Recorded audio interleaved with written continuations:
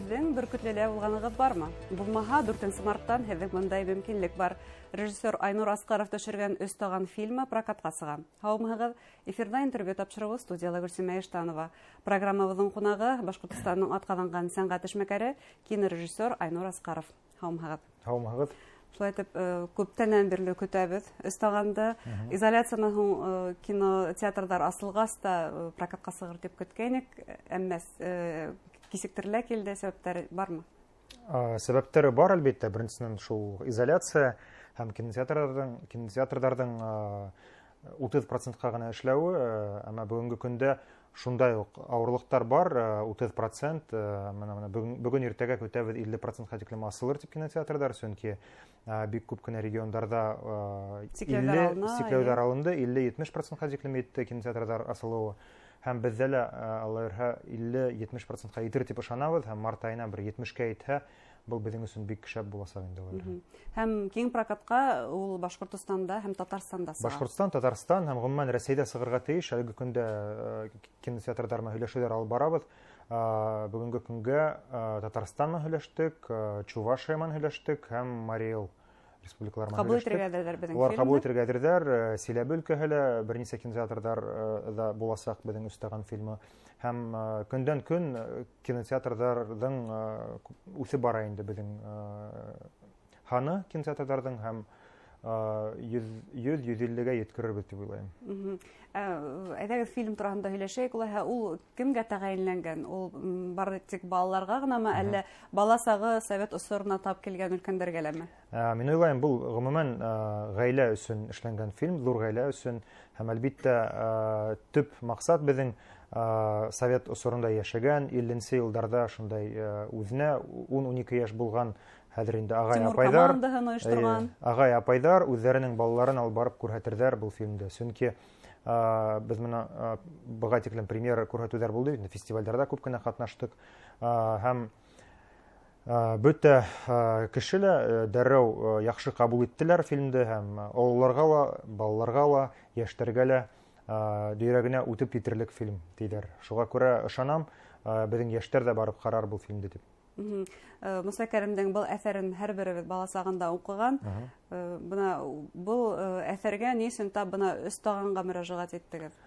Сөнки тема минең өсөн бик яҡын. Мин үҙем дә шулай итеп, 50-нсе йылдарда булмаһа ла, 90-нсы йылдарда Әбеш ауылында, Хәйбуллала үҫтем, шулай итеп яланаяҡ йүгереп йөрөнөм, ниндәйҙер ҙур-ҙур үрҙәргә ынтылғы килә ине ул ваҡытта, һәм һәр бер минең беҙҙең үҫмерҙәр өсөн, беҙҙең балалар өсөн ниндәйҙер ҙур, рус әйткәндә, подвиг көтә инек, ниҙер эшләргә килә ине, үҙеңде яҡшы яҡтан күрһәткең килә ине. Шундай ҙур хыял бар ине, һәм шул хыялды, әлбиттә, һәр беребеҙ үҙебеҙсә тормошҡа ашырырға тырыштык.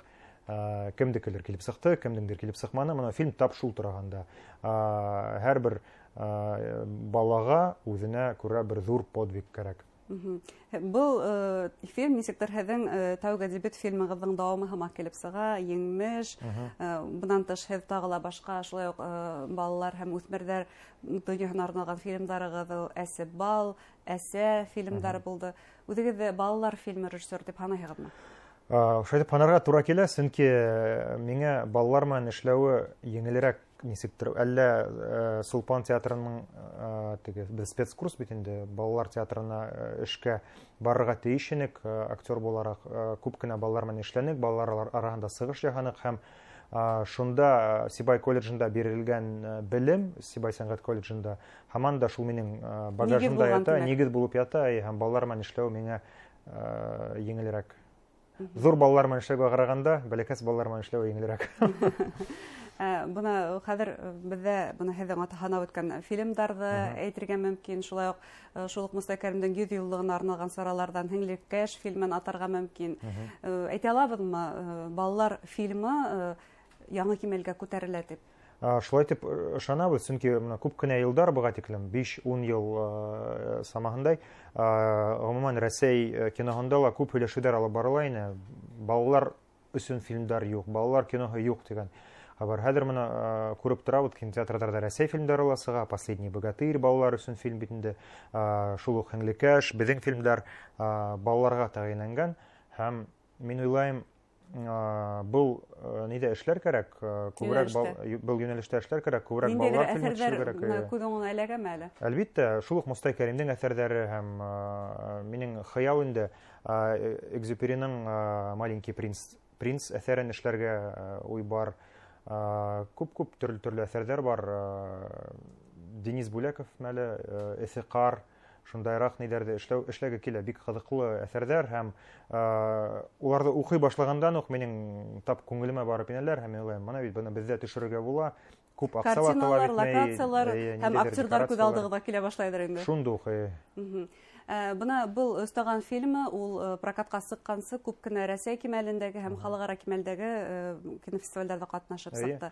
Ундан ашыу төп приздар яуланыҡ. Иң яҡшы фильм, иң яҡшы оператор эше, иң яҡшы музыка, иң яҡшы актер ансамбле, иң яҡшы сценарий һәм һәр бер нидә беҙҙең һәр бер үҙебеҙҙең эшселәребеҙ берәр икешәр приз алдылар. Ҡытайҙа ла ҡатнаштыҡ. Хатта Ҡытайҙа иң яҡшы балалар фильмы, Бангладешта иң яҡшы балалар фильмы кисәне алда ғына алдыҡ приз. Европа премьераһы үтте, бик ҙур дәрәжәле фестивалдә, Шлингель тип аталған фестиваль да Европа премьераһы үтте бит инде.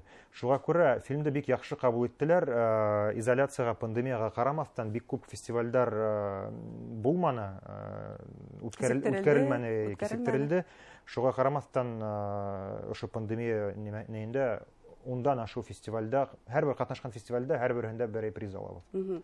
Бына ошо кинофестивалдәрҙә ниндәй фекерҙәр әйтәләр? Унда ла шул уҡ балалар фильмы менән ниндәйҙер проблемамы, туҡталышмы, кризисмы? Ғөмүмән, бар ерҙә лә иң балаларҙың уйнауын күреп, беҙҙең балалар бик яҡшы уйнайҙар, арттырмай уйнайҙар, бик ҡыҙыҡлы уйнайҙар, үҙенсәлекле. Йәнле һәм барыһы ла шуны әйтеп үтә инде. Балалар бик шәп уйнай, бик яҡшы актер ансамбль тапҡанһығыҙ. Бик матур ерҙә йәшәйһегеҙ, Башҡортостанда бик матур, һеҙгә барып күрге килә. Һеҙ хатта тимәк туристарҙы саҡырабыҙ. Туристарҙы ла саҡырабыҙ. Был киноның бер мәсьәләһе инде шул, туристар саҡырыу һәм ғөмүмән тамашасыны, киң тамашасыны үҙебеҙ залдарға йәлеп итеү. Һәм Башҡортостан менән таныштырыу, шулай бит донъяла үҙебеҙҙә. Тағы ниндәй фильмдарығыҙ прокат көтөп ята? Алла бирһә, мына быйыл сығасаҡ «Буран» фильмы, Свердловск киностудия менән бергә төшөрөлгән фильм. Күптән көтәбеҙ, ул да пандемия осоронда тап килде һәм фильм әҙер әлеге көндә. Быйыл мин уйлайым, уны прокатҡа сығарҙар, уның менән Свердловск студияһы була инде. Һәм беҙҙең «Йыл ғаиләһе» фильмы төшөрөп бөттөк, монтаж бөтөп бара һәм тиҙҙән беҙ тауыш ҡороу буйынса эштәр алып барасаҡбыҙ. Һәм сентябрь айында, Алла бирһә, күрербеҙ дип уйлайым, был фильмды ла киң прокатта сығырға тейеш. Бик ҡыҙыҡлы, үҙенсәлекле әҫәр, рус телендә, әммә рус телендә булһа ла бөтә яҡлап Башҡортостанды ла күрәтәбеҙ һәм беҙҙең геройҙарыбыҙ үҙен башҡорт дип һанайҙар һәм был бик ҡыҙыҡлы. Хатта афро-башҡорт тигән бер һүҙ алып керҙек фильмға, сөнки егет үҙе ҡара булһа ла, атаһы әсәһе башҡорт, атаһы Африканан һәм афро-башҡорт та бар үҙен Булат тип атай һәм мин башҡорт тип күкрәген һуға. Бик ҡыҙыҡлы булырға тейеш.